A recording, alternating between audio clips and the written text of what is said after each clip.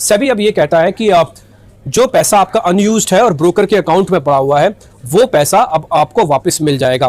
हालांकि ये पैसा तो आपको पहले भी मिलता था तिमाही आधार पर, यानी कि हर 3 महीने कंप्लीट होने पर आपके अकाउंट में पैसे आते रहे, लेकिन सेबी ने इसमें थोड़े से बदलाव किए हैं। अब आपका जो अनयूज्ड पैसा है, यानी कि जो पैसा आपने अपने ब्रोकर्स को दिया हुआ है आपके शेयर और खरीद की बिक्री के लिए, वो जितने शेयर्स आपने खरीदे हैं तो सो खरीदे हैं, लेकिन जो पैसा आपके पास आपके अकाउंट में पड़ा है और वो कैश की फॉर्म में पड़ा है, सेबी के उसको लेकर एक नए नियम आज से ही लागू हो गए हैं। ये बदलाव क्या है मैं अभी आपके सामने रख रहा हूं। सेबी अब ये कहता है कि अगर आपने पैसा जो 3 महीने में आपको वापस मिलने वाला है उसमें अब एक डेट मुकर्रर कर दी जाती है। उस 3 महीने में जो पहला शुक्रवार होगा उस दिन आपके अकाउंट में आपका पैसा ट्रांसफर कर दिया जाएगा।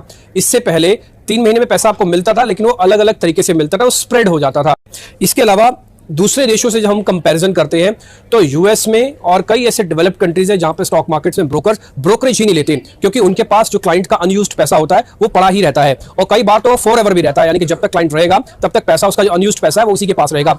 तो इसलिए ब्रोकर्स पे ज्यादा जोर नहीं आता था। ब्रोकर्स कम्युनिटी ये कहती है कि एक डेट मुकर्रर होने पर और एक समय मुकर्रर होने पर ये थोड़ा हमारे लिए प्रेशर लेके आएगा और हमारी ऑपरेशनल एफिशिएंसी को और हमारी ऑपरेशनल कॉस्ट को भी बढ़ा सकता है। इससे ब्रोकर अपनी ऑपरेशनल एफिशिएंसी को ठीक कर लेते हैं और जो अपने खर्चे होते हैं उनके ही पैसे से उन खर्चों को कम कर लेते हैं। इसलिए ब्रोकरेज वो 0 रुपीज तक भी ले आते हैं, यानी कि किसी तरह की कोई ब्रोकरेज नहीं होती सकती है। अब क्लाइंट्स के क्या बेनिफिट हो सकते हैं? देखिए, ग्राहकों को सबसे बड़ा बेनिफिट तो ये होगा कि उनका जो आइडियल पड़ा हुआ पैसा है एक तय डेट को उनके पास आ जाएगा।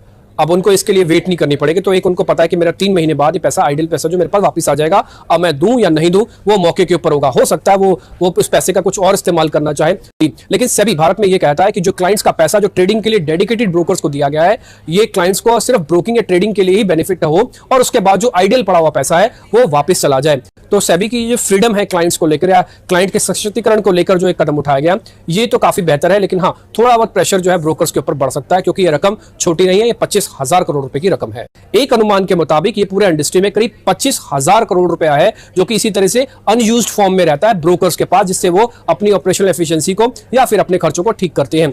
ब्रोकर्स ये कहते हैं कि हमको ना केवल इससे हमारी ऑपरेशनल एफिशिएंसी में फर्क पड़ेगा, बल्कि इससे हमारे जो सेटलमेंट वाला पार्ट है उससे भी फर्क आएगा। लेकिन सेबी के इस नए नियम आने के बाद कि हर तीसरे महीने का जो पहला शुक्रवार होगा उसमें क्लाइंट्स के अकाउंट में आपको पैसा